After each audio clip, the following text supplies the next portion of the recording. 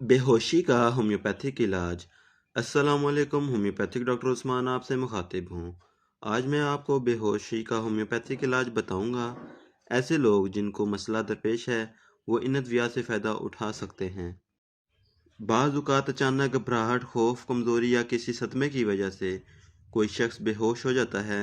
ऐसी सूरत में मरीज़ के इर्द गिर्द हजूम को हटा दें, खुली हवा दें, कपड़े ढीले कर दें और ठंडा पानी छिड़कें। और अगर किसी बीमारी की वजह से है तो इसका इलाज किया जाए।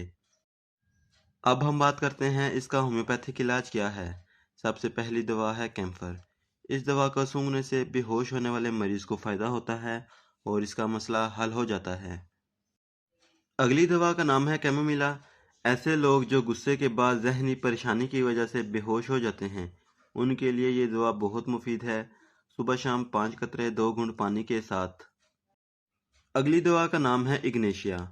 जब मरीज ज़हनी गम, मोहब्बत में धोखा या बुरी खबर की वजह से बेहोश हो जाए तो ये दवा काम करती है। सुबह शाम 5 कतरे 2 घूंट पानी के साथ। अगली दवा का नाम है एकोनाइट। अगर मरीज किसी खौफ की वजह से बेहोश हो जाए, ये दवा इस्तेमाल करें। सुबह शाम 5 कतरे 2 घूंट पानी के साथ। अगली दवा का नाम है चाइना। अगर बहुत ज़्यादा खून बहने की वजह से या कै या असहाल की वजह से मरीज़ बेहोश हो जाए तो इस दवा का इस्तेमाल करें। सुबह शाम 5 कतरे 2 घूंट पानी के साथ। अगली दवा का नाम है ओपियम।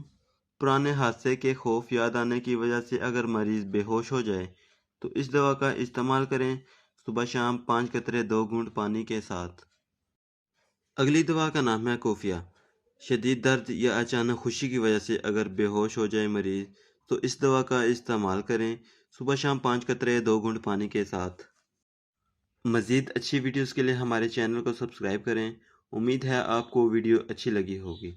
वीडियो अच्छी लगे तो लाइक और शेयर ज़रूर करें। शुक्रिया।